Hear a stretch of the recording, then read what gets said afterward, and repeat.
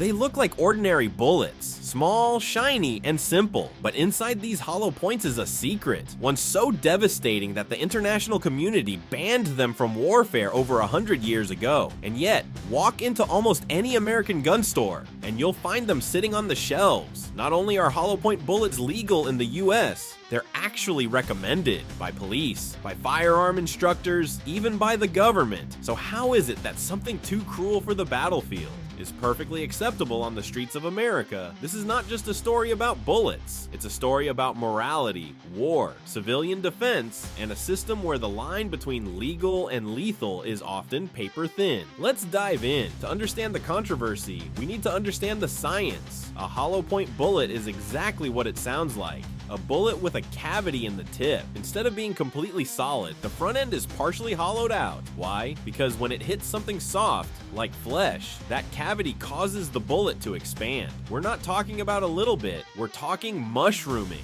The bullet can double in diameter, creating a massive wound channel, tearing through tissue and transferring energy much faster than a traditional full metal jacket FMJ round. It's the difference between being stabbed and being shredded from the inside. And that's not an exaggeration. Ballistics gel tests show it clearly. A hollow point devastates more surface area, stops faster, and reduces the chance of the bullet passing through and hitting someone else behind the target. In civilian self-defense scenarios, that sounds ideal. You want to stop the threat quickly and avoid overpenetration. You want the attacker to go down immediately. No second shots, no risk to bystanders. But here's where things get weird. Back in 1897, the British Empire had a problem. Their soldiers were fighting colonial wars in places like India, Sudan, and South Africa, where standard FMJ bullets just weren't cutting it. Literally, enemy combatants, often high on adrenaline or drugs, were taking multiple hits and still charging. So British engineers at the Dum Dum Arsenal in India developed a solution, a bullet that expanded on impact and dumped all its energy into the target. They called it the Dum Dum bullet. It worked brutally well, but when word of this new ammunition spread to European powers, it caused international outrage.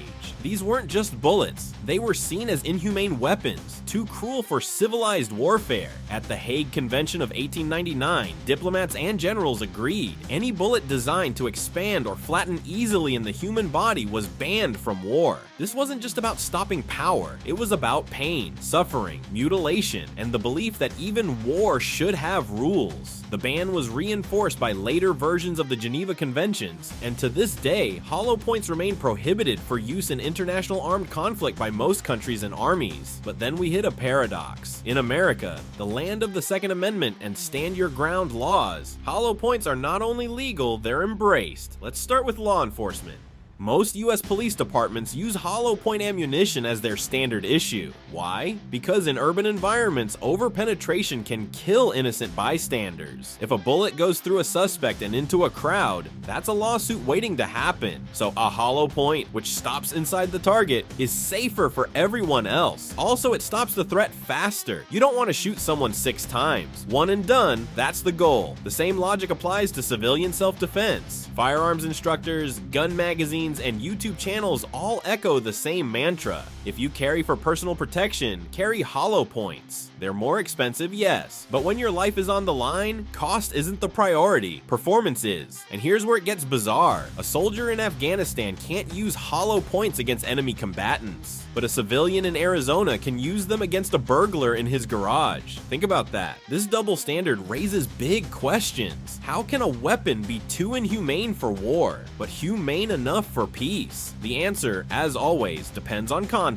In war, you're expected to shoot at people regardless of personal threat. You're an agent of the state. The goal is to incapacitate, not necessarily to destroy. In civilian defense, however, the shooter is presumed to be under imminent threat. You shoot only to save your life or someone else's. And in that context, the law gives you wider leeway in how you stop the threat. But does that moral math hold up? Is it really more ethical to use hollow points on civilians than on trained soldiers? soldiers. Many legal scholars, ethicists, and even military personnel say no. Some argue the rules should be consistent. Cruelty is cruelty. Others say the battlefield is different. You can't afford to create extra suffering or permanent disabilities in large numbers. But in self-defense, your only goal is survival. It's a philosophical minefield, one laced with blood and politics. Let's take a step back and look at the real-world consequences. In the 1990s, New Jersey attempted to regulate hollow point ammunition, restricting its sale and use. The result? Confusion, legal gray zones. Even police officers accidentally violated the rules when traveling across state lines. Meanwhile, the FBI, DEA, and most federal agencies continue to carry hollow points every day. Some departments have even developed custom loads for better expansion and consistency. In several high-profile police shootings, hollow points were key to ending the threat quickly, and likely saved lives by preventing stray bullets from hitting innocent people. But there's a dark side too. In war zones like Iraq and Ukraine, black markets have emerged for banned hollow point rounds. Some soldiers smuggle them in,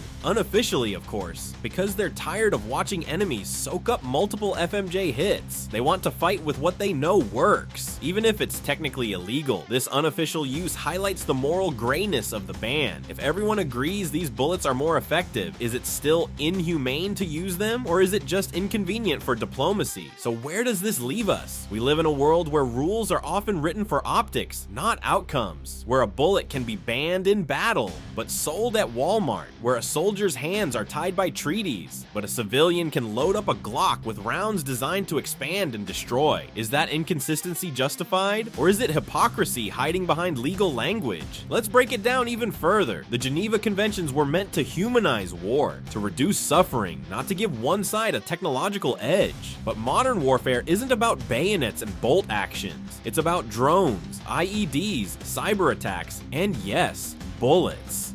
In that environment, the hollow point ban feels outdated. Even some military legal experts argue it's time for a rewrite, especially as urban warfare and counterterrorism replace traditional battlefields. Civilians, on the other hand, are stuck in a different debate. How far should personal protection go? When does defensive ammo cross the line into overkill? When do Second Amendment rights begin to conflict with public safety? There are no easy answers, but there is one truth. Hollow points are designed to kill quickly, efficiently, and violently. That's their only job. Not warning shots, not deterrence. Kill shots. And in America, they're legal. On the battlefield, they're banned. That contradiction isn't going away anytime soon, but it does leave us with one question. If a bullet is too cruel for war, should it be allowed on your street? Let us know what you think in the comments below. And if you're not afraid to ask the uncomfortable questions, subscribe to Tactical Warfare Hub for more raw, unfiltered looks at the real weapons shaping our world, because the truth was often louder than the gunshot.